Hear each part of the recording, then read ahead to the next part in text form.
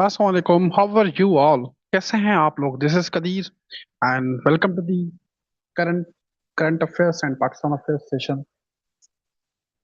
सबसे बताएं पहले, कैसे हैं आप लोग? ठीक हैं? How are you all and welcome to the second and last orientation class for the current affairs and Pakistan affairs for CSS, PMS and MOD exam. How are you all? जी अल्हम्दुलिल्लाह। Basically current affairs Pakistan affairs ही हम पढ़ेंगे, लेकिन जो topics होते हैं, जो स्टूडेंट्स न्यू हैं कि आज फर्स्ट ओरिएंटेशन क्लास है, तो उनको मैं बता दूं कि जो टॉपिक्स होते हैं या आपको सिर्फ करंट अफेयर्स पाकिस्तान अफेयर्स में ही हेल्प नहीं करते, या आपको दूसरे सब्जेक्ट्स में भी हेल्प करते हैं। मोर प्रिसाइजली जैसे एसे राइटिंग है, पॉलिटिकल साइंस 2 है, इंटरनेशनल रिलेशंस 2 है, ठीक है, या पब्लिक एड है आपका, या गवर्नेंस है ऑप्शनल आपका। तो ये सेशन जो होता है आपका सिर्फ सीएसएस पीएमएस के लिए भी नहीं होता, या सिर्फ करंट अफेयर्स पाकिस्तान अफेयर्स को ये टच नहीं करता, ओवरऑल ही जितनी भी डोमेन्स होती हैं वहां पे ये एक्सटेंड होता है। तो हम बेसिकली पढ़ेंगे करंट अफेयर्स पाकिस्तान अफेयर्स ही। तो स्पेशली जो फोकस होगा आपका पाकिस्तान मूवमेंट, वो भी हम कवर करेंगे। पाकिस्तान के जो करंट इश्यूज है, चाहे वो फॉरेन पॉलिसी पे हो, रीजनल हो, या ग्लोबल इश्यूज हो, या पाकिस्तान के जो कॉन्स्टिट्यूशनल अमेंडमेंट्स हैं, इकोनॉमिक प्रॉब्लम्स हैं, या सोशो इकोनॉमिक इश्यूज हैं, ये सारे हम इंशाल्लाह कवर करेंगे इसमें। तो ये सारे जो टॉपिक्स होंगे वो आपको पोल साइंस, अभी तो पीएमएस सीएसएस में आपका ये कॉमन होता है, या इंटरनेशनल रिलेशंस अगर किसी का है सीएसएस के लिए, तो उसके लिए भी इम्पोर्टेंट है। और वीकली आपकी एवेल्यूएशंस भी होंगी, specially focusing on your writing skills and writing techniques. Session के बारे में जल्दी से बता दूं क्योंकि टॉपिक भी स्टार्ट करना है। कंटेंट मैं खुद ही प्रोवाइड करता हूँ। जैसे लास्ट ओरिएंटेशन क्लास हुई थी पाकिस्तान अफगानिस्तान वॉर वाली, तो उसके नोट्स मैंने ग्रुप में दे दिए थे जो रजिस्टर्ड बच्चे हैं। तो मैं कंटेंट खुद ही प्रोवाइड करता हूँ। मैं कोई भी बुलेट फॉर्म्स में नहीं होता, ना स्लाइड्स होती हैं, कंप्रिहेंसिव नोट्स आपको मिलते हैं, कंप्रिहेंसिव। किसी बुक की नीड नहीं पड़ती, ना किसी मैगजीन की नीड पड़ती है। वैसे भी करंट अफेयर्स की कोई बुक होती भी नहीं है, ना पाकिस्तान के करंट इश्यूज की कोई बुक होती है। वो आपको खुद सर्च करने पड़ते हैं, लेकिन वो काम मैं करता हूँ आपके लिए, क्योंकि आप पे करते हो, एटलीस्ट आपको कंटेंट तो हम ही देना। अदरवाइज फायदा क्या? आप मैगजीन्स भी लें, बुक्स भी लें, क्लासेस भी लें, फायदा तो नहीं है कोई भी। तो कंटेंट मैं खुद ही देता हूँ मैं आपको। ये जो आपका सेशन होगा ये 6 वीक्स का होगा, लेकिन ये 6 वीक्स का नहीं होता है ये। फॉर एग्जाम्पल, आपका 6 वीक्स तक ये ऑफिशियली ये सेशन खत्म हो गया, लेकिन जो भी न्यू टॉपिक आएगा ना, तो मैं प्रीवियस बैचेस को बुला लेता हूँ। मैं अपकमिंग बैचेस में उनको बुला लेता हूँ वापस से कि आप आ जाएं, ये कवर कर लें। मतलब आप नवंबर तक आप मेरे साथ ही होते हो, ऑफिशियली आप साथ ही होते हो मेरे। अगर फॉर एग्जाम्पल 6 वीक्स के बाद ये सेशन खत्म हो गया, तो न्यू बैच जो आएगी ना, और फिर कोई भी न्यू टॉपिक होगा, मैं प्रीवियस बैच को बुला लेता हूँ कि आप आ जाएं, ये कवर कर लें। नवंबर तक इस तरह से आप लोग साथ ही होते हो, सिर्फ एवेल्यूशन खत्म हो जाती हैं। क्लासेस आपकी होगी मंडे टू सैटरडे, आप लोगों की क्लासेस होंगी। संडे को जो है आपकी असाइनमेंट होगी। मतलब वीकली एवेल्यूशन आपकी इतनी होंगी। सिक्स सिक्स वीक्स का सेशन है, तो 6 एवेल्यूशन आप होंगी, आपकी होंगी। मतलब हर वीक में एक असाइनमेंट आपको दी जाएगी। देखो, जब तक आपको लिखना नहीं आएगा ना, तब तक आपका ये सीएसएसपी में पढ़ना जो है वो कोई फायदा नहीं है। चाहे हम आपको टॉपिक्स पढ़ा दें, ठीक है, या पानी में मिला के पिला दें, लेकिन उसका कोई फायदा नहीं होता जब तक आपको वो पेपर में प्रेजेंट नहीं करना आता। ठीक है, मैटर यही करता है ना कि आपको पेपर में प्रेजेंट करना आए। तो कंटेंट मैं खुद प्रोवाइड करता हूँ, आपका लेक्चर भी होता है। आपने मेजर फोकस करना होता है राइटिंग पे। सही है। स्पेशल फोकस होगा पाकिस्तान के जो करंट इश्यूज हैं और ग्लोबल जो इवेंट्स हो रहे हैं, खास करके आज का टॉपिक भी उसी पे ही है। ओके। और रिकॉर्डिंग्स अवेलेबल होंगी आपके लिए 24 आवर्स के लिए। अगर कोई बच्चा क्लास मिस करता है कि आज क्लास मिस हो गई, तो उसकी उस क्लास की रिकॉर्डिंग अवेलेबल होती है फॉर 24 आवर्स। देखिए, क्लास रेगुलर होगी, रेगुलर होती है, बट उसकी रिकॉर्डिंग भी होती है। ठीक है, कोई एम्बिग्यूटी तो नहीं है? All clear?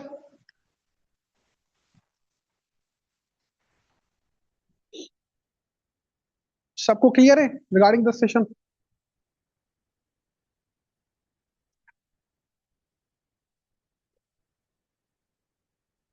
Okay,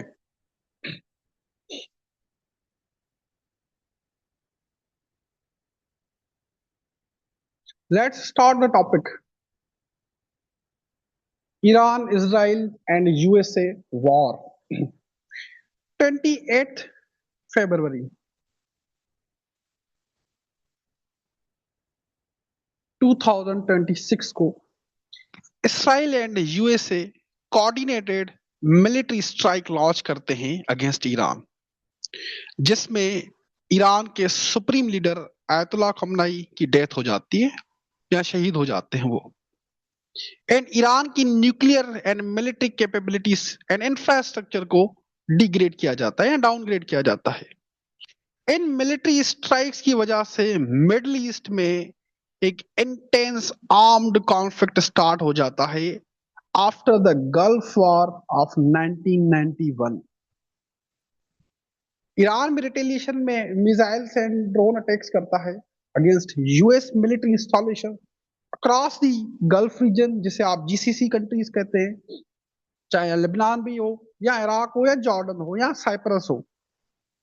also Iran straight of हॉर्मस भी ऑफिशियली क्लोज करता है, जहां से daily 20% of global oil trade होता है।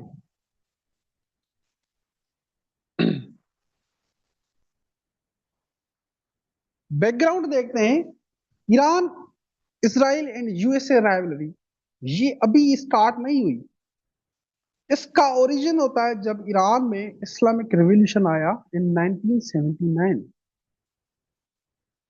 फिर joint comprehensive plan of action, ये सारे डिटेल में हम पढ़ेंगे आगे। अभी मैं बैकग्राउंड दे रहा हूं आपको, ये सारे डिटेल में पढ़ेंगे हम आगे। इस्लामिक रिवॉल्यूशन, फिर joint comprehensive plan of action जिसे आप JCPOA कहते हैं, साइन होता है with Iran during the Obama administration.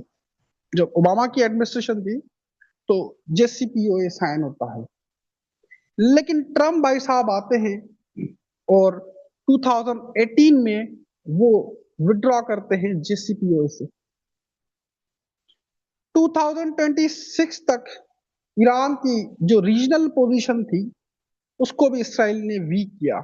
जितनी भी ईरान की प्रॉक्सीज थी, जिसको ईरान एक्सेस ऑफ रेजिस्टेंस कहता है, access of resistance, axis of resistance proxies को कहता है वो, उनको भी इसराइल ने वीक किया। For example Hamas and Hezbollah की मिलिट्री कैपेबिलिटीज को डाउनग्रेड किया गया। सीरिया में बशार अल असद की गवर्नमेंट थी जो प्रो ईरान थी, उस गवर्नमेंट को भी इसराइल एंड यूएसए ने ही चेंज किया। आल्सो जो रिसेंटली ईरान में प्रोटेस्ट हुए थे ना एंटी गवर्नमेंट, उसके पीछे भी इसराइल एंड यूएसए ही थे। इसीलिए ही तो ट्रम्प अपने हर प्रेस ब्रीफिंग में ही कहते हैं ना, we are liberating the people of Iran. Iran वालों, अपनी गवर्नमेंट के अगेंस्ट बाहर निकलो, we are with you, our help is there. Even Netanyahu भी कहते हैं अपनी प्रेस ब्रीफिंग में, वो कहाँ गए जो एंटी गवर्नमेंट प्रोटेस्ट कर रहे थे, आप बाहर निकलो, हम आपके साथ है ना, हमारी हेल्प आ गई है।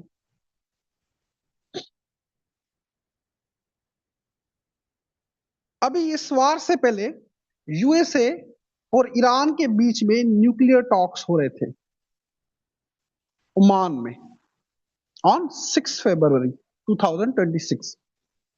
फिर यही टॉक्स 2026 26 फरवरी जेनेवा में हुए, जिसको मीडिएट किया ओमान ने। ओमान में ओमान ने मीडिएट किया, मीनिंग इसराइल यूएस अटैक से 2 दिन पहले, ठीक है, मीनिंग इसराइल एंड यूएस की जो अटैक्स हुए ना उससे 2 दिन पहले ये टॉक्स हो रहे थे, नेगोशिएशंस हो रही थी। ओमान के फॉरेन मिनिस्टर ने पब्लिकली कहा कि ईरान फुली कोऑपरेट कर रहा है on nuclear material and nuclear bomb. इस ईरान ने भी एग्री किया कि वो न्यूक्लियर बॉम्ब नहीं बनाएगा, लेकिन ट्रम्प भाई साहब ने labelled Iran world's leading state sponsor of terrorism. Iran को लेबल किया कि ये world leading state sponsor of terrorism, ये अच्छा नहीं। एंड ईरान पर स्ट्राइक लॉन्च कर दिए, ईरान पे स्ट्राइक्स लॉन्च कर दिए। इससे पहले भी लास्ट ईयर जून में कॉन्फ्लिक्ट हुआ था इनके बीच में। बैकग्राउंड समझ आया आपको? बैकग्राउंड समझ आया यहां तक? जल्दी से बताओ, बैकग्राउंड क्लियर है आपको? Just a minute. हाँ जी, आप बताएं। ओके, जल्दी से बताएं, बैकग्राउंड क्लियर है? ओके। जून में भी कॉन्फ्लिक्ट हुआ था, आपको याद होगा, 2025 में 12 days conflict between Iran and Israel, जिसकी इरप्शन होती है 13 जून को, जब इसराइल ने ईरान के ऊपर एयर स्ट्राइक किए on Iran top military commanders, Iran के न्यूक्लियर साइट्स पे एंड न्यूक्लियर साइंटिस्ट पे। More than 200 Israeli fighter jets ने पार्टिसिपेट किया इसमें। ईरान ने फौरन से रिटेलिएट किया था with ballistic missiles targeting Israel cities, specially Tel Aviv, hitting military installations at Mossad headquarters in Tel Aviv. In 12 days, in 12 days, Israel carried out strikes in Iran while Iran responded with missiles and both sides suffered casualties. 12 दिन की जो वार हुई थी last year जून में, उसकी बात कर रहे हैं। अंटिल यूएसए इस कॉन्फ्लिक्ट में एंटर होता है ऑन 22 जून। ये डेवलपमेंट्स आपको पता होनी चाहिए, अदरवाइज जो करंट डेवलपमेंट्स है वो नहीं समझ आएंगी। ठीक है, इसलिए मैं हम हिस्ट्री से स्टार्ट करेंगे टू द प्रेजेंट, ताकि आपको कोई भी एम्बिग्यूटी ना हो। 22 जून को यूएसए एंटर होता है इस कॉन्फ्लिक्ट में and carried out bunker bluster strikes on Iran nuclear facilities, क्योंकि इसराइल के पास तो B2 बमर नहीं है ना, B2 बमर नहीं है। ठीक है, वो यूएस के पास ही है, तो यूएसए इस कॉन्फ्लिक्ट में एंटर होता है। अल्टीमेटली इन 12 डेज के बाद एक इनफॉर्मल सीज फायर साइन होता है। साइन भी नहीं हुआ, ट्रम्प ने अनाउंस किया था ट्विटर पे, which was brokered by the USA, जब ईरान ने यूएस के मिलिट्री बेसिस को टारगेट किया मिडिल ईस्ट में, particularly its largest military base in Qatar. अब इशू क्या है? इशू ये है, अकॉर्डिंग टू द यूएसए, जो ईरान का न्यूक्लियर प्रोग्राम है ना, वो मेजर कंसर्न है फॉर इसराइल एंड यूएसए। वैसे यूएस का तो मेजर कंसर्न नहीं है, ये मेजर कंसर्न इसराइल का है, इसराइल का है। क्यों? Why? Because it will shatter Israel's aspiration of leadership role in Middle East. Israel चाहता है मैं लीडरशिप रोल अज्यूम करूं मिडिल ईस्ट में, जैसे इंडिया चाहता है ना कि साउथ एशिया में वो लीडर बने। इंडिया की बड़ी ख्वाहिश है ये सालों से कि मैं साउथ एशिया का लीडर बनूं। इसी तरह से इसराइल भी कहता है मैं मिडिल ईस्ट का लीडर बनना चाहता हूँ मैं। अब अगर ईरान न्यूक्लियर पावर बन जाता है तो वो जो ड्रीम है ना, वो शेटर हो जाएगा। आल्सो इसराइल एंड यूएस का ये भी आर्ग्यूमेंट है कि अगर अगर ईरान ने न्यूक्लियर कैपेबिलिटीज बिल्डअप कर ली, तो पूरे मिडिल ईस्ट में जो दूसरी कंट्रीज हैं, या पर्टिकुलरली जो जीसीसी कंट्रीज हैं, वो पीछे नहीं हटेंगी, वो भी न्यूक्लियर प्रोग्राम को परसू करेंगी। मोर प्रिसाइजली सऊदी अरेबिया पीछे नहीं हटेगा। अगर ईरान ने न्यूक्लियर प्रोग्राम बना दिया, न्यूक्लियर बम बना दिया, तो जो जीसीसी कंट्रीज है वो पीछे नहीं हटेंगी, वो भी चाहेंगी कि हमारे पास भी न्यूक्लियर बम हो, न्यूक्लियर प्रोग्राम हो। ठीक है, इससे क्या होगा, पूरे मिडिल ईस्ट में, या पूरा मिडिल ईस्ट न्यूक्लियराइज हो जाएगा।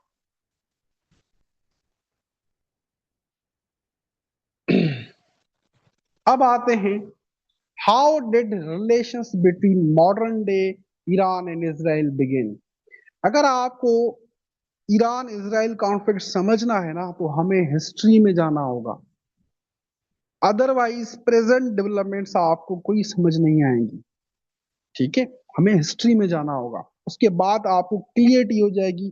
चाहे जो भी डेवलपमेंट होगी ना, आपको बड़ा आइडिया होगा कि इसके पीछे ये रीजन है। किसी टाइम में ईरान एंड इसराइल के ऐसे रिलेशंस थे जैसे आज के टाइम में पाकिस्तान और चाइना है। किसी टाइम में ईरान एंड इसराइल के इस तरह से कुछ रिलेशंस थे, या ईरान एंड यूएसए के रिलेशंस, इस तरह से समझो। ठीक है, कुछ इस तरह से रिलेशंस थे जैसे आज पाकिस्तान और चाइना के रिलेशंस हैं। आज पाकिस्तान और चाइना के रिलेशंस हैं। फिर ऐसा क्या हुआ कि ये रिलेशन सारे ही चेंज हो गए। Iran and Israel close allies थे, दोनों इंटेलिजेंस शेयरिंग भी करते थे लाइक पाकिस्तान और चाइना।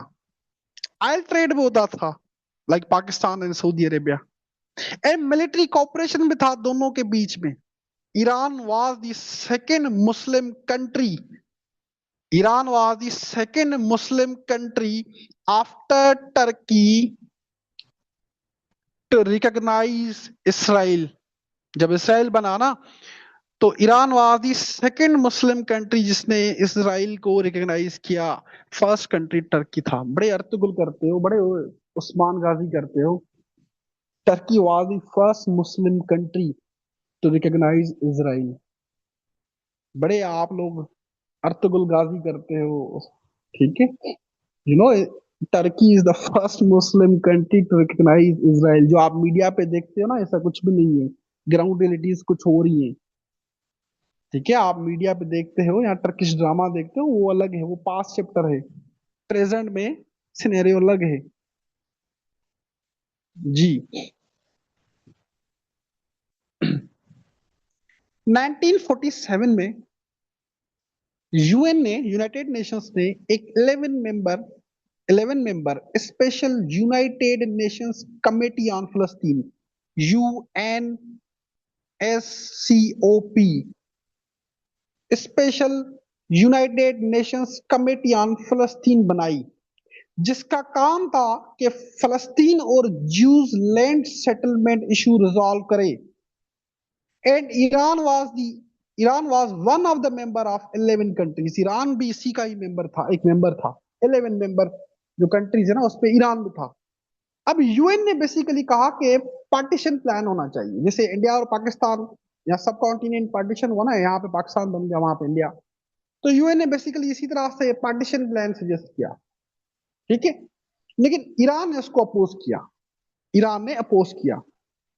ईरान ने कहा कि नहीं, फेडरेटिव सोल्यूशन होना चाहिए, फेडरेटिव सोल्यूशन, जिसमें फलस्तीन एक ही स्टेट होगी, डिवाइड नहीं होगा, और एक ही पार्लियामेंट होगी, बट रीजन्स अलग होंगे। रीजन्स अलग होंगे, पार्लियामेंट भी एक ही होगी। ठीक है, रीजन डिवाइड नहीं होगा, सॉरी, मतलब स्टेट डिवाइड नहीं होगी, फलस्तीन डिवाइड नहीं होगा, पार्लियामेंट एक होगी, रीजन डिवाइड होगा। ठीक है, अरब एक होगा रीजन, अरब रीजन, दूसरा होगा ज्यूइश रीजन। ये ईरान का ना कैलकुलेटेड मूव था, ताकि उसके रिलेशंस ज्यूस के साथ भी अच्छे रहे, अरब्स के साथ भी अच्छे रहे। ठीक है, ईरान की ये कैलकुलेटेड मूव थी कि वो उसके रिलेशंस ज्यूस के साथ भी अच्छे रहे, अरब्स के साथ भी अच्छे रहे।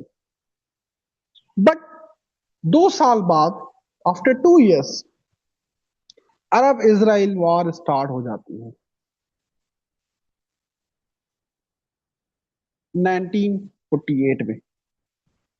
और इसराइल मोर टेरिटरी ऑक्यूपाई करता है। यूएन यूएन ने जो प्रपोज की थी ना, या अप्रूव की थी टेरिटरी ज्यूस के लिए, उससे कहीं ज्यादा इसराइल जो है वो टेरिटरी ऑक्यूपाई करता है। और the state of Israel is born, जहां से इसराइल का ओरिजिन होता है। अब मैं हिस्ट्री में नहीं जाऊंगा कि यहाँ पे यहूदी रहते थे, हम 1947 से बात करते हैं कि the state of Israel is born. उस टाइम जो ईरान का रूलर था ना, वो था मोहम्मद रजा पहलवी, या आप इसे जैसे कहते हैं शाह ऑफ ईरान। ये जो अभी आते हैं ना रजा पहलवी, देखा है ना, जिसकी बड़ी नाक है, जिसकी बड़ी सी नाक है, देखा है ना आपने, टीवी पे आता है जिसकी बड़ी सी नाक है। अक्सर इजरायली या यूएस मीडिया पे या सीएनएन पे आता है वो रजा पहलवी, जिसकी बड़ी सी नाक है। जी, ये उसका फादर था। ठीक है, मोहम्मद रजा पहलवी, ये उसका फादर था, शाह ऑफ ईरान जिसे कहते हैं। ठीक है, उन्होंने ही इसराइल को रिकॉग्नाइज किया था, उन्होंने ही इसराइल को रिकॉग्नाइज किया था। ईरान की पॉलिटिक्स सब चेंज होती है 1950s में। 1950s में जब मोहम्मद मुसद्दिक प्राइम मिनिस्टर बनते हैं ईरान के, और उन्होंने नेशनलाइजेशन स्टार्ट कर दी। नेशनलाइजेशन, जिससे यहाँ पे जुल्फकार अली भुट्टो ने नेशनलाइजेशन स्टार्ट की थी ना, ठीक है, जैसे यहाँ पे जुल्फकार अली भुट्टो ने नेशनलाइजेशन स्टार्ट की थी, सिमिलरली मोहम्मद मुसद्दिक ने भी ईरान में नेशनलाइजेशन स्टार्ट की। और मोहम्मद मुसद्दिक ने ईरान की जो ऑयल इंडस्ट्री है ना, ऑयल इंडस्ट्री, उसको नेशनलाइज किया, ताकि जो ब्रिटिश की मोनोपोली है ना ऑन ईरान ऑयल, वो खत्म हो। But you know what USA and British intelligence agencies did, उन्होंने क्या किया, मोहम्मद मुसद्दिक की जो गवर्नमेंट ना उसके अगेंस्ट कू कर दिया। एक ऑर्गेनाइज्ड प्रोटेस्ट उन्होंने किया और मोहम्मद मुसद्दिक की गवर्नमेंट उड़ा दी यूएस एंड ब्रिटिश ने। यूएस एंड ब्रिटिश ने।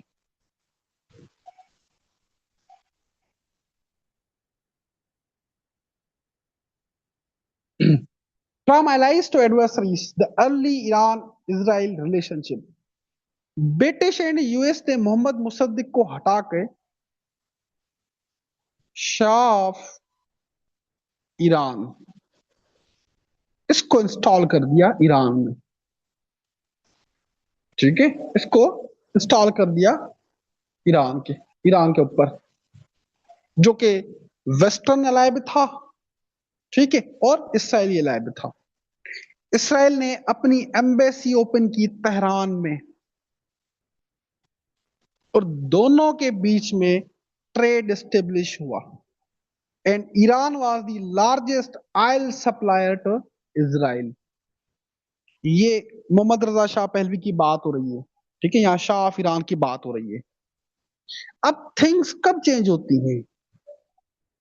जब ईरान की पूरी पॉलिटिक्स चेंज होती है, वो चेंज होती है 1979 revolution, the point of no return, Ayatollah Khamenei's rise and the ideological rupture that reshaped Middle East alliances। पहले मुझे बताओ, यहां तक आपको क्लियर है? जल्दी से बताओ।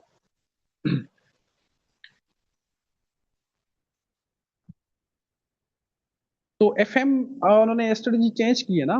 लास्ट टाइम भी अटैक्स वहां से हो रहे थे, अरब जीसीसी स्टेट से हो रहे थे, तो उन्होंने, सीधी बात है, वार के बाद असेसमेंट होती है ना।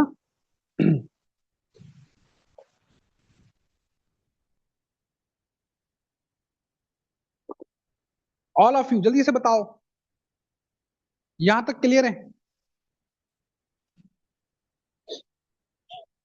1950 के बाद ऐसा कौन, जल्दी से बताएं, ऑल ऑफ यू। हाँ जी बिल्कुल, वरिशा,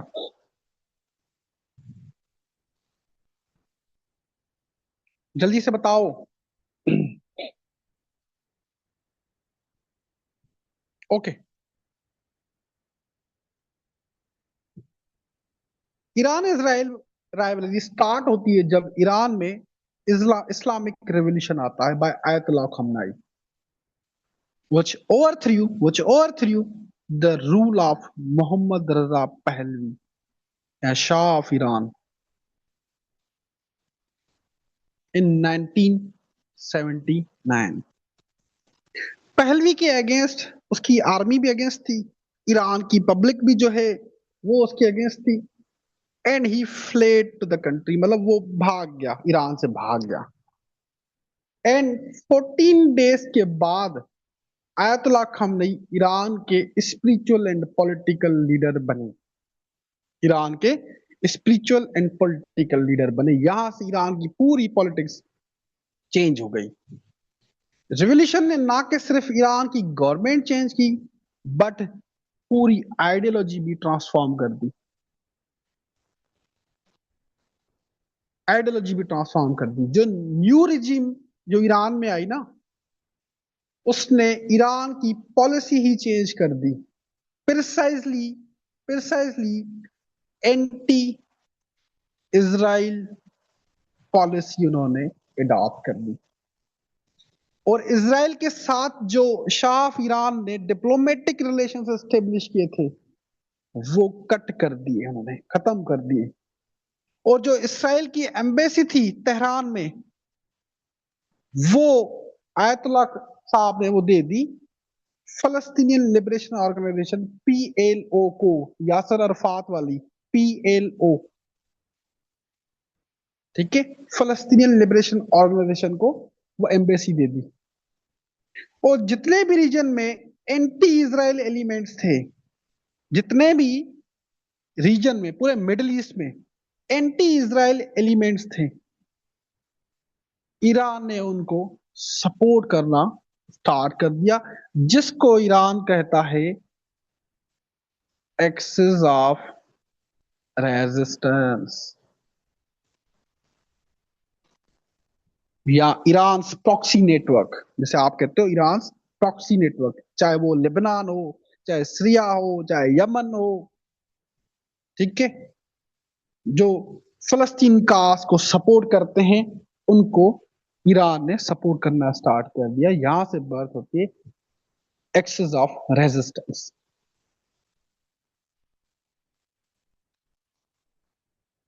how America created the foundation for future conflict, जो आज का कॉन्फ्लिक्ट है ना, इसकी फाउंडेशन यूएसए ने ही शो की है। किस तरह से, देखो, जैसे कि हमने पढ़ा, ब्रिटिश एंड यूएसए ने Iranian prime minister Mohammad Mossadegh को ओवरथ्रो करके शाह ऑफ ईरान को इंस्टॉल किया था 1953 में। तो 1953 में पावर स्ट्रगल चल रही थी between Mohammad Reza Shah Pahlavi and Mohammad Mossadegh. और जो मोहम्मद मुसद्दिक थे ना, वो anti Israel and anti USA थे। अल्टीमेटली सीआईए, MI6 और मुसाद, इन्होंने इनको, मोहम्मद मुसद्दिक की गवर्नमेंट को ही उन्होंने उड़ा दिया। अब ये पॉइंट समझना, ये जो यूएस की इंटरवेंशन थी ना कि गवर्नमेंट्स को ओवरथ्रो करो, पर्टिकुलरली ट्रम्प की भी यही पॉलिसी है, जैसे वेनेजुएला में किया अभी। अब वो सोच रहे थे कि ईरान में भी यही करूंगा। ये सिर्फ ट्रम्प की ही पॉलिसी नहीं है, ये यूएस के जो प्रेसिडेंट्स पास्ट में गए हैं उनकी भी यही पॉलिसी थी कि जो प्रो इसराइल या प्रो यूएसए नहीं है उसकी गवर्नमेंट ही चेंज करो। रजा साहब की गवर्नमेंट किसने चेंज की थी, या भुट्टो साहब की गवर्नमेंट किसने चेंज की थी यहाँ पे पाकिस्तान में? ये इसके पीछे यूएसए ही था ना। रजा साहब की गवर्नमेंट क्यों चेंज की? अब अगर आप उसके अगेंस्ट जाओ, ठीक है, उसकी पॉलिसीज एंटी वुमेन थी, वो अलग चैप्टर है, लेकिन रियाज साहब जो है वो न्यूक्लियर प्रोग्राम बना रहे थे, ठीक है, दैट इज वाई। या जुल्फकार अली भुट्टो को क्यों उन्होंने पीछे पड़े? वो भी न्यूक्लियर प्रोग्राम के पीछे थे ना, कि न्यूक्लियर प्रोग्राम मिले। बेशक आप उनकी पॉलिटिक्स से डिसएग्री करें या रियाज साहब की पॉलिसीज के डिसएग्री करें रिगार्डिंग वुमेन, वो अलग चैप्टर है, लेकिन वो न्यूक्लियर प्रोग्राम के पीछे थे कि पाकिस्तान एक न्यूक्लियर कंट्री बने। तो ये यूएस की जो है वो पॉलिसी रही है कि जो प्रो यूएस नहीं है या प्रो इसराइल नहीं है, उनकी गवर्नमेंट ही चेंज करो, अपने अपना बंदा बिठाओ, साडा बंदा आना चाहिए, तो रिजीम चेंज करो। जो यूएस की इंटरवेंशन थी ना कि गवर्नमेंट्स को ओवरथ्रो करो, रीजन्स रिजीम्स चेंज करो if they are anti USA, इसने ही सीड सो किए among Iranians against USA and Israel. इसी ने ही सीड सो किए थे। दैट इज वाई आयतुल्ला साहब जो वो सक्सेसफुल रहे थे in overthrowing the Shah of Iran कि। और जब आयतुल्ला खमनी पावर में आए तो ये historical grievances was part of the revolutionary narrative कि जो ईरान, जो शाह ऑफ ईरान है, ये यूएसए और इसराइल का पपेट है, ये इसका पपेट है, तो वही नैरेटिव लेके चलेंगे। The birth of Iran proxy network strategy. Iran ने पूरे मिडिल ईस्ट में एक सोफिस्टिकेटेड प्रॉक्सी नेटवर्क एस्टेब्लिश करना स्टार्ट किया, जिसको ईरान कहता है एक्सिस ऑफ रेजिस्टेंस। और इन प्रॉक्सीज का एम ये था कि इसराइल एंड यूएसए से डायरेक्ट कन्फ्रंटेशन अवॉइड की जाए, डायरेक्ट कन्फ्रंटेशन ना हो, ठीक है। इसराइल जो है वो मल्टीपल फ्रंट से थ्रेट्स फेस करे, चाहे वो लेबनान से, चाहे वो गाजा से, यमन से, ठीक है, मल्टीपल फ्रंट से वो थ्रेट फेस करे। तो ईरान ने एक्सिस ऑफ रेजिस्टेंस बनाया, जिसको अप्रॉक्सीज कहते हैं।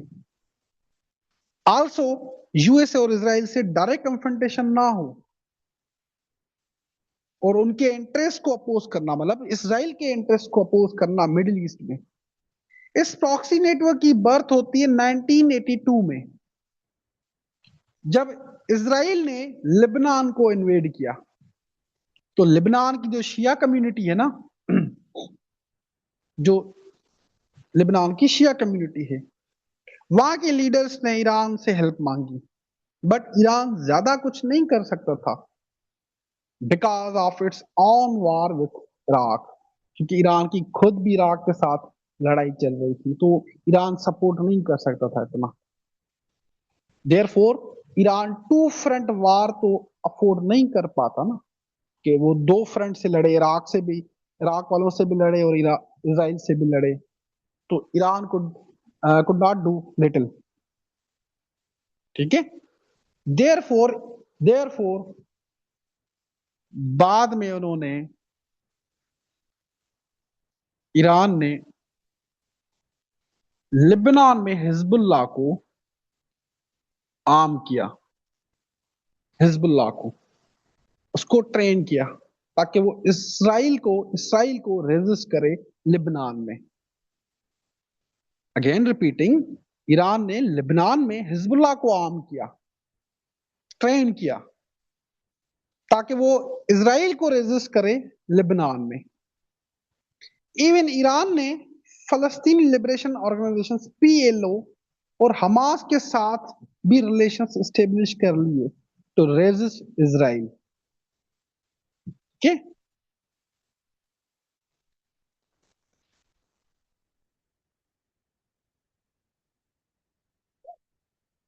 Nuclear game changer, Iran atomic ambitions and global concerns.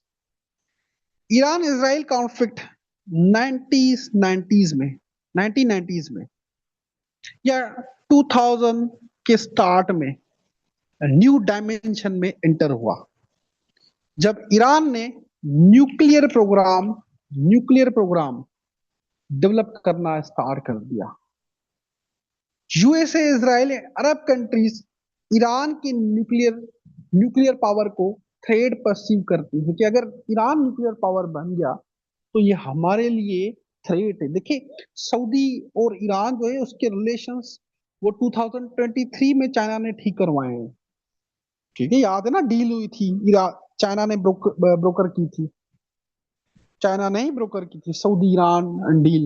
लेकिन अगर आप 2016 से देखें, इनके रिलेशंस खराब थे, सऊदी ईरान राइवलरी चलती थी। ठीक है, तो जो जीसीसी कंट्रीज हैं, अरब कंट्रीज हैं, यूएसए एंड इसराइल, ये ईरान की न्यूक्लियर प्रोग्राम को थ्रेट परसीव करते हैं। 2023 में Zahid Khan, Saudi, Iran peace deal हुई है, चाइना ने ब्रोकर की थी, और ये क्वेश्चन 2024 की सीएसएस में आया भी हुआ है। ठीक है, सऊदी ईरान डील चाइना ने ब्रोकर की थी, चाइना ने पीस करवाया था। Okay, also USA and Israel believe that they have to prevent Iran from acquiring nuclear weapons, बेशक ईरान पे अटैक ही क्यों ना करना पड़े, बेशक हम ईरान पे अटैक ही क्यों ना करना पड़े, लेकिन ईरान को रोकेंगे हम कि वो न्यूक्लियर प्रोग्राम ना बनाए। अच्छा जी, मतलब आप, इसराइल खुद न्यूक्लियर प्रोग्राम बना ले, ठीक है, इसराइल ने तो एनपीटी भी साइन नहीं की हुई, न्यूक्लियर नॉन प्रोलिफरेशन ट्रीटी, ना इंटरनेशनल एटॉमिक एनर्जी एजेंसी को वो अलो करता है कि वो इंस्पेक्ट करे, देखे। लेकिन ईरान अगर बनाए तो उससे मसला है उसको, और खुद बनाया हुआ है वहां पे, ठीक है, वहां पे यूएसए भी ओके है। डबल स्टैंडर्ड से कहते हैं आप। Joint Comprehensive Plan of Action JCPOA and its claims the death of diplomacy. Diplomacy ये death है. Iran's aspiration of acquiring nuclear weapons dates back to 1950s. जब Mohammad Reza Shah Pahlavi was in power, USA itself, USA ने खुद Iran की help की या Shah Iran की help की थी न्यूक्लियर प्लांट बनाने में. शाह ईरान की खुद यूएसए ने हेल्प की थी न्यूक्लियर प्लांट बनाने में ईरान में. बट ईरान में जब आयतुल्ला खमनाई पावर में आए ना, तो उन्होंने न्यूक्लियर प्लांट की कंस्ट्रक्शन रोक दी थी. इवन 2003 में खमनाई साहब ने फतवा भी दिया था कि जो न्यूक्लियर वेपन्स हैं या अदर केमिकल वेपन्स हैं, ये सीरियस थ्रेट है ह्यूमैनिटी को और ये हराम है. I think it was a blunder. I think it was a blunder. अगर 2003 में ही ये न्यूक्लियर प्लांट जो है वो डेवलप कर लेते, आज ईरान पे अटैक ना होता. ठीक है. अगर अभी आप समझ रहे हो ना न्यूक्लियर वेपन्स की कितनी इंपॉर्टेंस है. न्यूक्लियर वेपन्स यूज नहीं किए जाते, उनकी प्रेजेंस ही बहुत होती है. उनकी प्रेजेंस ही जो है वो बहुत बड़ी बात है. 2003 में ये न्यूक्लियर जो है वो वेपन्स बना लेते तो ईरान पे आज अटैक ना होता. लेकिन उस टाइम आयतुल्ला साहब ने फतवा दे दी कि न्यूक्लियर वेपन्स जो है वो हराम है, वो ह्यूमैनिटी के लिए सीरियस खतरा है. Later, Iran's relations with Israel and Arab countries and regional politics of Middle East compelled Iran to build nuclear weapons.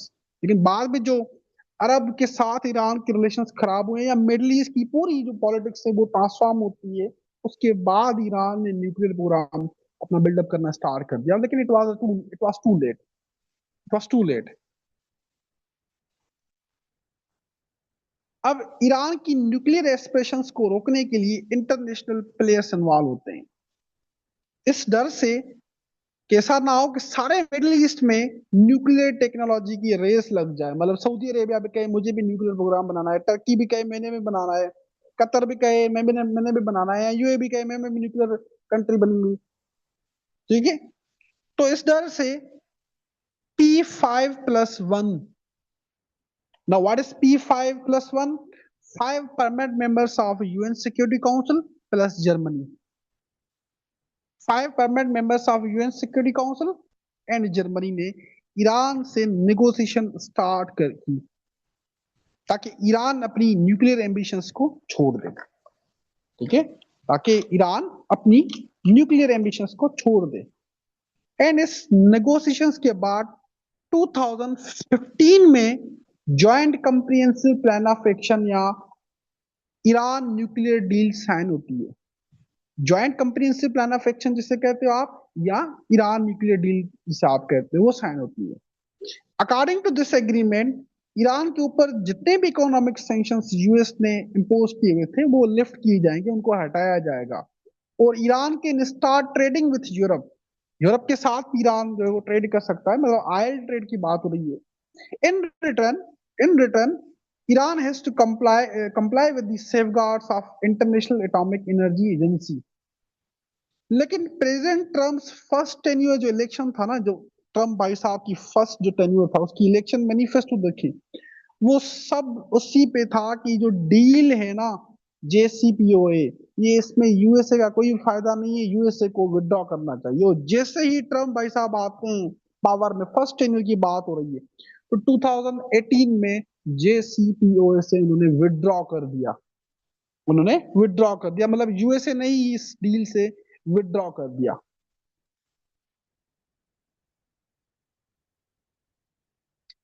यहां तक क्लियर है सबको? जल्दी से बताओ, all of you.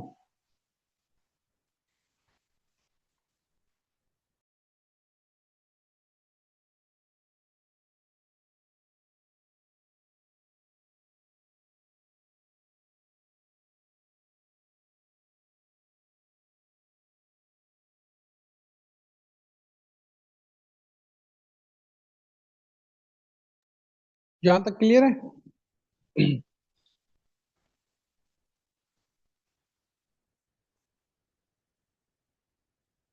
Okay, October 7 the catalyst for direct confrontation. अच्छा, इसके notes में सारे दे दूंगा आप सेशन में, ठीक है। ईरान इजराइल कॉन्फ्लिक्ट में टर्निंग पॉइंट आता है जब हमास ने अटैक किया इजराइल पे ऑन 7 अक्टूबर 2023। इस पे तो ऐसे भी आया हुआ था, CSS 2025 का ऐसे देखें आप, इसी पे ही है, ठीक है। इस पे ऐसे भी आया है, CSS 2025 का ऐसे पेपर देखें, आई थिंक थर्ड या फोर्थ ऐसे इसी पे ही है। October 7 के बाद जो है वो इसराइल फलस्तीन गाजा कॉन्फ्लिक्ट के बारे में वो पूछ रहा है, मतलब इसराइल गाजा कॉन्फ्लिक्ट के बारे में वो पूछ रहा है आपसे, ऐसे आया हुआ है इस पे October 7, ठीक है। जिसमें October 7 अटैक के बाद जिसमें 1200 इसराइली सोल्जर्स मारे गए और 200 इसराइली सोल्जर्स को हॉस्टेजेस बनाया गया था, ठीक है। और यहां से इसराइल गाजा कॉन्फ्लिक्ट स्टार्ट होता है और 2024 तक इसराइल ने जितनी भी ईरान की प्रॉक्सीज थी, चाहे वो सीरिया में हो, चाहे वो गाजा में हो, चाहे लेबनान में हो, इन सबको वीक करना स्टार्ट कर दिया, इन सबको वीक करना स्टार्ट कर दिया। इसराइल वीकेंड हिजबुल्लाह इन लेबनान, देखो वीक किया है, एलिमिनेट नहीं किया, ये बात याद रहे आपको, कि सिर्फ वीक किया, एलिमिनेट नहीं किया, खत्म नहीं किया पूरा, सिर्फ वीक किया। सीरिया में बशार अल असद की गवर्नमेंट थी जिसको रशिया सपोर्ट कर रहा था, रशिया खुद भी यूक्रेन वॉर में उलझा हुआ है, तो वो बशार अल असद के सेव नहीं कर सकता था। अल्टीमेटली बशार अल असद की जो गवर्नमेंट है वो भी खत्म हो गई, ओके। हमास को भी वीक किया गया और सीरिया में उन्होंने अपना बंदा बिठा दिया, अहमद अल शरा जिसे कहते हैं आप, सीरिया का नया लीडर बना दिया। अब यहाँ पे समझें, जितने भी अटैक्स हो रहे हैं ना इसराइल ईरान के ऊपर, वो उसमें सीरिया का एयर स्पेस यूज हो रहा है, अभी अभी की बात कर रहे हैं, सीरिया का एयर स्पेस यूज हो रहा है। अब जब जब तक बशार अल असद थे ना सीरिया में, क्योंकि वो प्रो ईरान थे, ईरान का साथ दे रहे थे, तब तक वो इसराइल जो है वो सीरियन एयर स्पेस यूज नहीं कर पाता। दैट इज वाई इसको उड़ा दिया गया, ताकि डायरेक्ट स्ट्राइक कर सकते हैं हम ईरान पे। अब समझ रहे हो ग्रेटर गेम क्या है। जब जब तक बशार अल असद थे ना सीरिया सीरिया में, तो इसराइल या यूएसए सीरिया का एयर स्पेस यूज नहीं कर सकते थे, ठीक है। मतलब he was a major obstacle. उसके बाद जो है वो उसको हटाया गया और वहां पे अपना बंदा बिठा दिया, वो कहते ना साड़ा बंदा आ गया। अब जितने भी अटैक्स हो रहे हैं ईरान के ऊपर, वो सीरियन एयर स्पेस से ही आते हैं ना।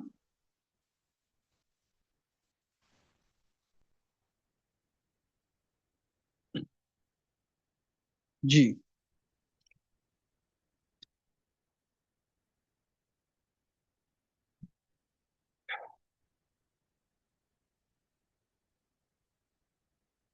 मिलिट्री एनालिस्ट कहते हैं, मिलिट्री एनालिस्ट कहते हैं कि इन इंसिडेंट्स ने ईरान की, मतलब देखो इनके आपस में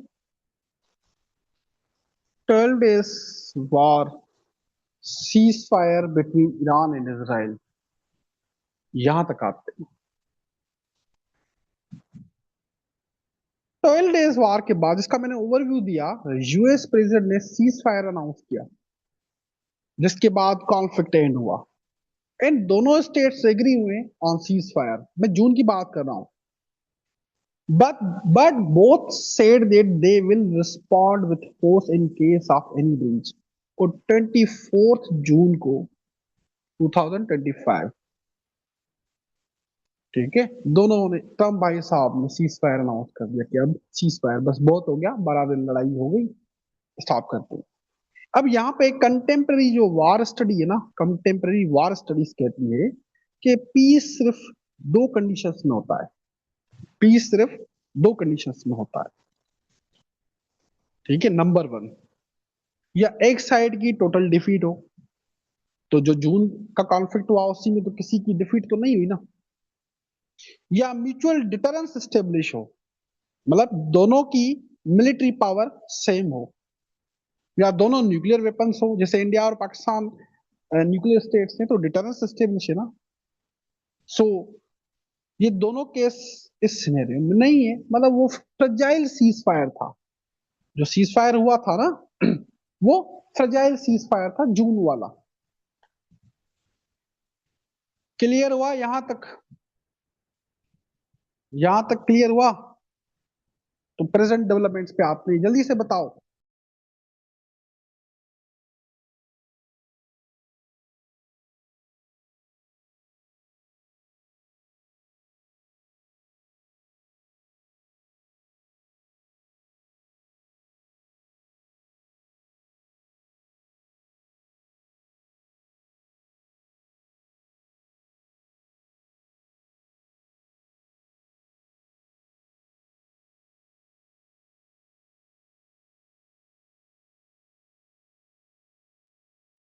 ओके, अब देखो जो ऑनगोइंग वॉर है ना, इसकी मल्टीपल डायमेंशन, ये ध्यान से सुनना, इसकी मल्टीपल डायमेंशन है।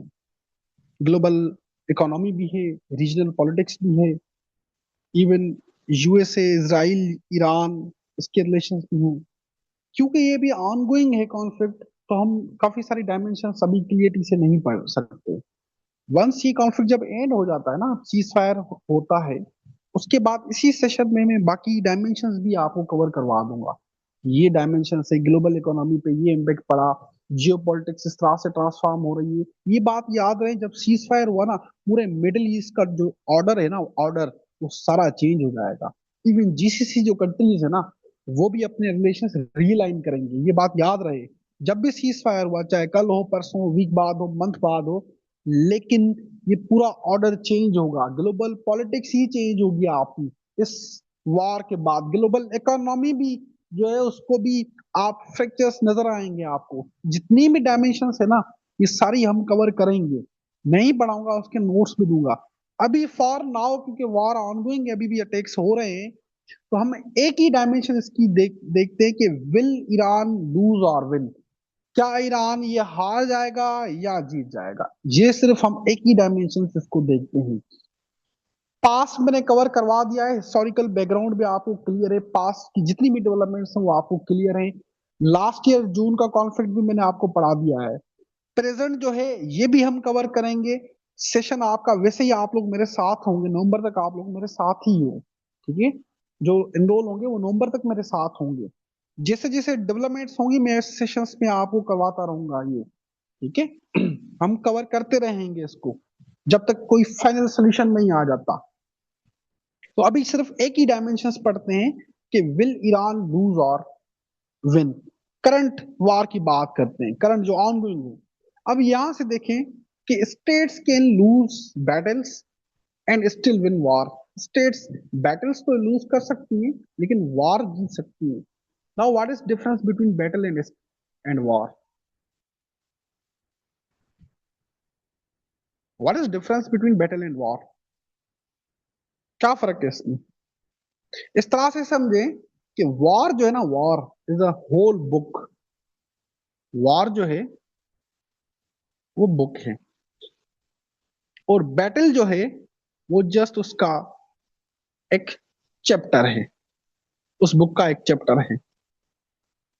Battles are specific events with clear start and and.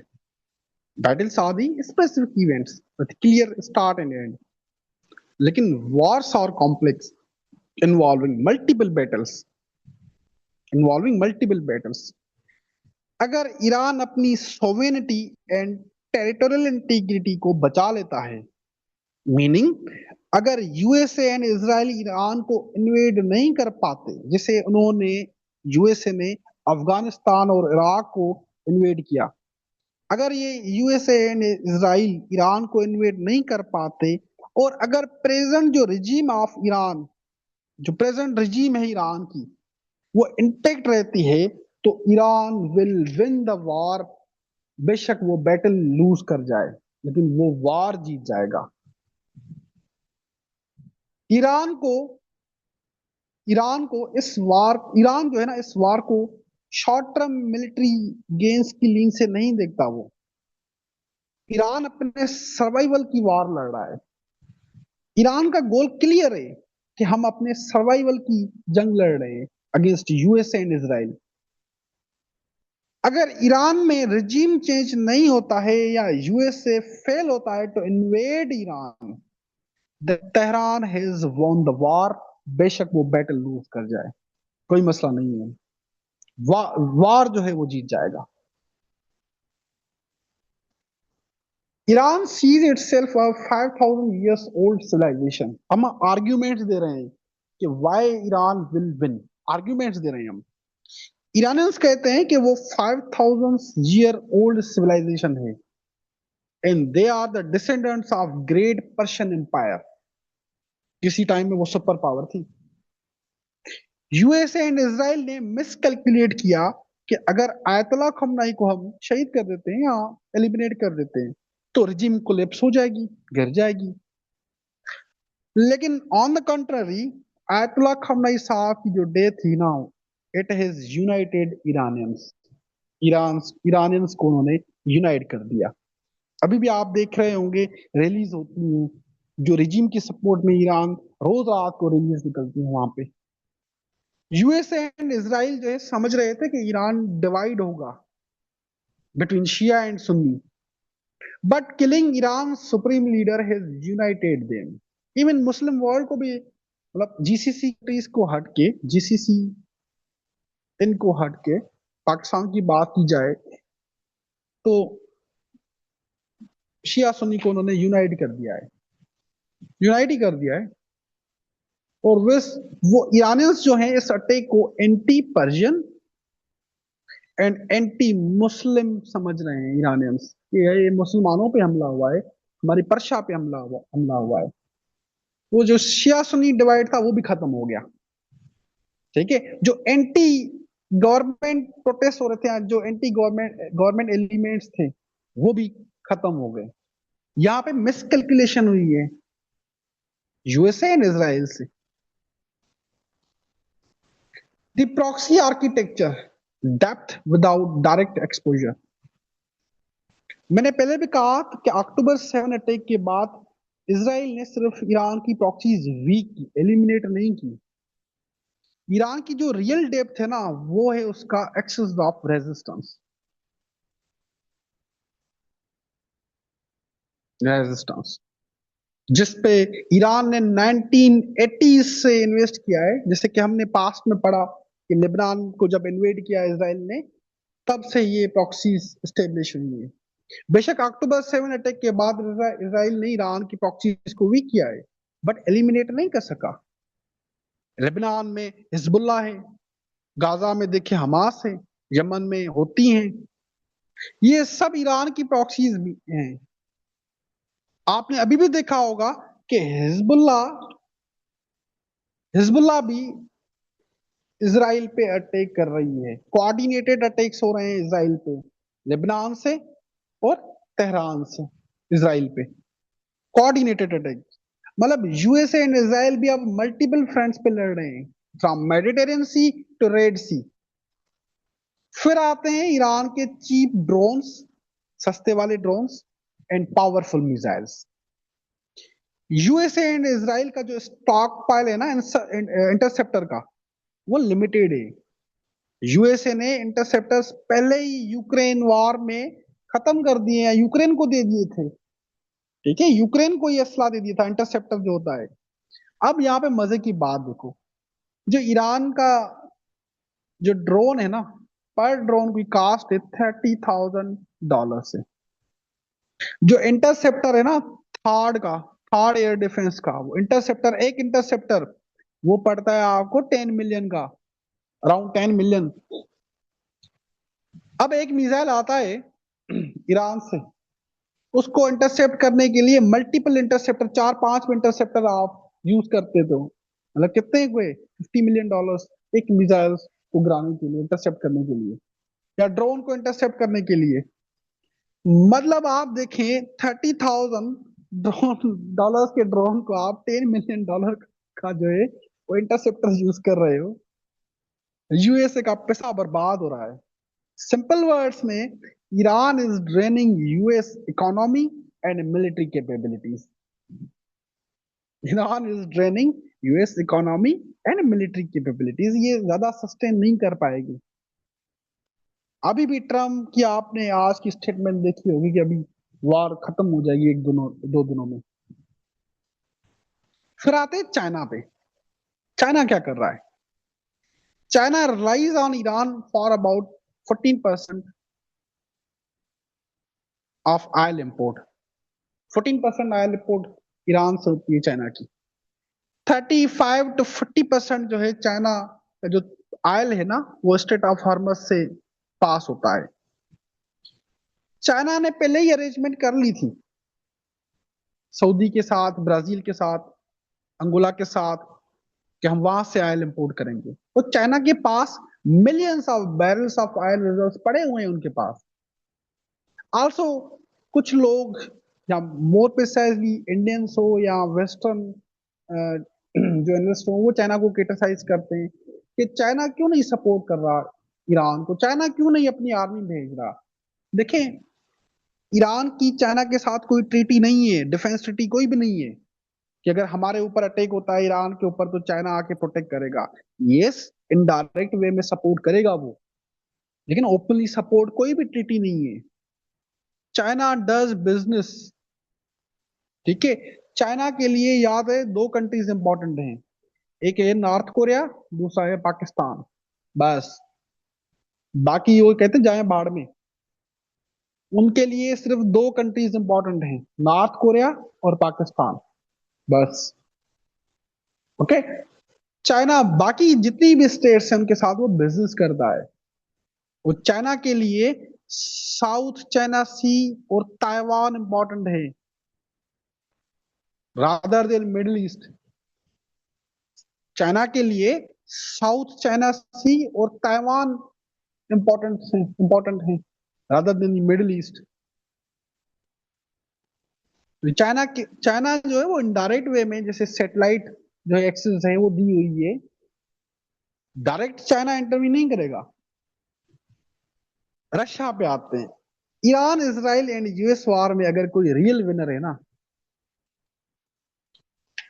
क्योंकि स्ट्रेटेजिक अलायंस है इसके लिए, इन्वेस्टमेंट, बीआरआई है, सीपेक देखें, इन्वेस्टमेंट है ना चाइना की, नॉर्थ कोरिया उनका बच्चा है समझो। जो इस वार का रियल विनर है ना, वो पुतिन नहीं, ठीक है। पुतिन ने सही वाला बदला लिया है यूक्रेन का यूएसए से।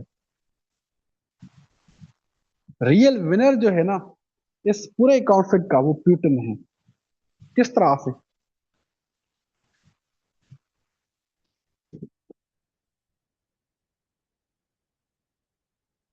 हम अपनी सेकंड प्रेसिडेंसी, जो सेकंड टाइम वो प्रेसिडेंट बना, तो इलेक्शंस में ये इसने प्रॉमिस किया था अमेरिकन या अमेरिका के अवाम से कि वो रशिया और यूक्रेन जो वॉर है, या रशिया यूक्रेन का जो इशू है उसको हल करेगा।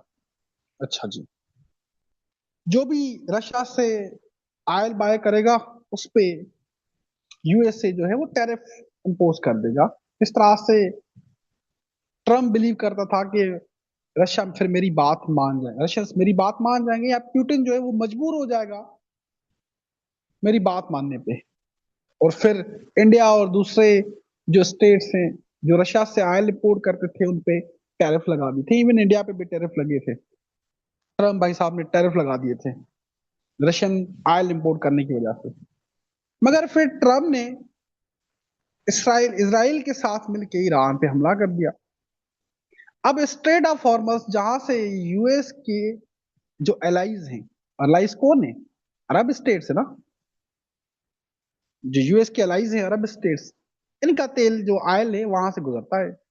अब वो रास्ता ईरान ने बंद कर दिया, रास्ता वो बंद कर दिया, स्टेट ऑफ हॉर्मस ही बंद कर दिया। ये तो पुतिन ने भी कहा है, कल स्टेटमेंट दी है कि state of Hormuz is officially closed. यानी अरब स्टेट से ऑयल एंड गैस की सप्लाई बंद है अब। तो ट्रम्प एंड यूरोपियन अलाइज, जो ट्रम्प है या उसकी जो यूरोपियन अलाइज है, या यहाँ पे एक और भी अलाई इंडिया है यूएसए का, वो किसके पास जाए तेल के लिए, ऑयल के लिए किसके पास जाए? वो कहां से अब इंपोर्ट करें? It is Russia. ठीक है, इट इज रशिया। तो इंडिया को भी वेवर दिया है ना, इंडिया ने, मोदी साहब ने भी ट्रम्प से परमिशन ली कि मैं रशिया से ऑयल इंपोर्ट करूं। एक मंथ का वेवर दे दिया कि हाँ ठीक है, एक मंथ के लिए। तो अब बताएं फायदा किसका हुआ? फायदा रशिया का हुआ। नुकसान किसका हुआ? अमेरिका का हुआ या उसके एलाइज का हुआ? बात समझ आ रही है आपको? बात समझ आ रही है आपको? बताएं। जिस वजह से आपने उनके ऊपर सैंक्शंस लगाए, दूसरे स्टेट्स के ऊपर, दूसरे स्टेट्स के ऊपर टैरिफ लगाए कि रशियन ऑयल बाय नहीं करना आपने। इंडिया पे 50% टैरिफ लगे थे। ठीक है, इंडिया के ऊपर 50% टैरिफ लगे थे। और वही अब यूएसए जो है, ठीक है, वही यूएसए जो है वो परमिशन दे रहा है, यूरोपियंस को भी परमिशन दे रहा है और इंडिया को भी परमिशन दे रहा है कि हाँ ठीक है, आप रशिया से बाय कर लें। वही यूएसए। तो गेन किसकी हुई? वो रशिया की हुई। आल्सो जो ईरान बड़े कोऑर्डिनेटेड या प्रिसाइज जो अटैक्स कर रहा है ना, उसको कोऑर्डिनेट्स कहाँ से मिल रहे हैं देखो।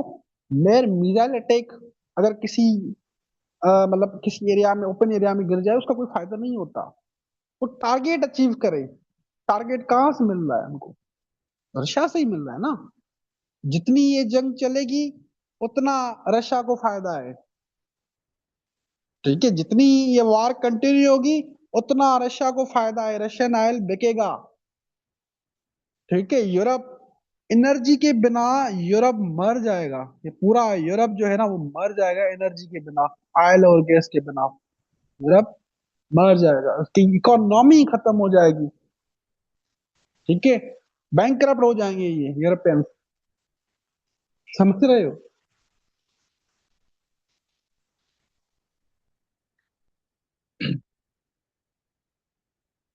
अब आते हैं यूएसए पे, आते हैं पाकिस्तान पे भी। यूएसए अनक्लियर ऑब्जेक्टिव, कोई ऑब्जेक्टिव नहीं है। कोई ऑब्जेक्टिव नहीं है यूएसए का, कोई क्लियर ऑब्जेक्टिव है ही नहीं इसमें। पहले यूएस ने, ट्रम्प भाई साहब ने कहा कि न्यूक्लियर प्रोग्राम हमने डिस्ट्रॉय करना है, न्यूक्लियर प्रोग्राम खत्म करना चाहते हैं, ईरान न्यूक्लियर पावर ना बने। अच्छा चलें। फिर ट्रम्प कहते हैं नहीं, हम जो है वो रिजीम चेंज चाहते हैं। हम चाहते हैं रिजीम चेंज हो, मेरा बंदा आए। इवन प्रेस ब्रीफ में ओपन कहा हुआ है, मुझे किसी को कोट करने की नीड नहीं है, वो ट्रम्प के खुद के वर्ड्स हैं प्रेस ब्रीफ में, कि जो बंदा हो आए ईरान में, वो मुझे, मेरी बात माने, मुझे एक्सेप्टेबल हो, सादा बंदा होना चाहिए ईरान के ऊपर, रिजीम चेंज हो। ये ऑब्जेक्ट था, अब रिजीम चेंज भी नहीं हुई। अब ट्रम्प भाई साहब को खुद में नहीं पता कि ऑब्जेक्टिव्स क्या हैं यूएसए के इस वार में, एग्जिस्ट मतलब एग्जिट क्या किस तरह से करना है। वो किसी बुक में लिखा हुआ था कि यूएसए जो है ना, it is easy for the American to enter war.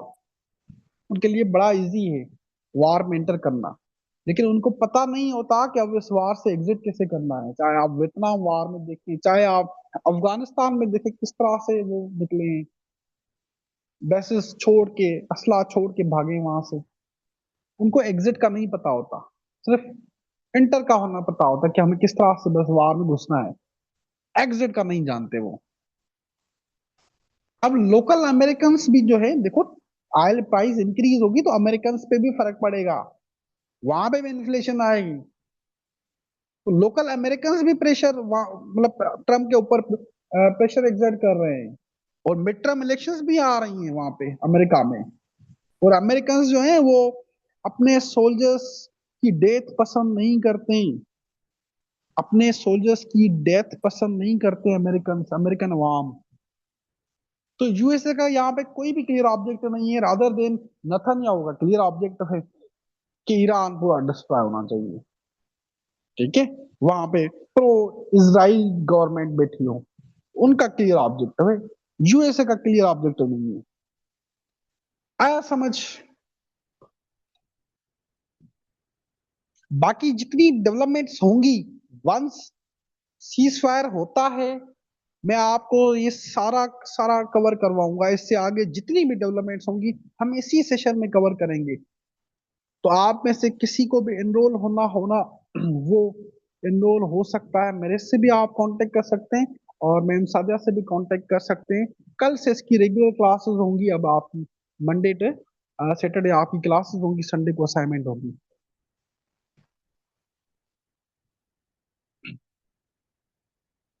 ठीक है, मंडे टू सैटरडे आपकी रेगुलर क्लासेस होंगी। बाकी जितनी भी इसमें डेवलपमेंट्स होंगी थ्रू आउट वो हम कवर करेंगे। तो आप में से किसी को भी एनरोल होना है तो आप मेरे से भी कांटेक्ट कर सकते हैं।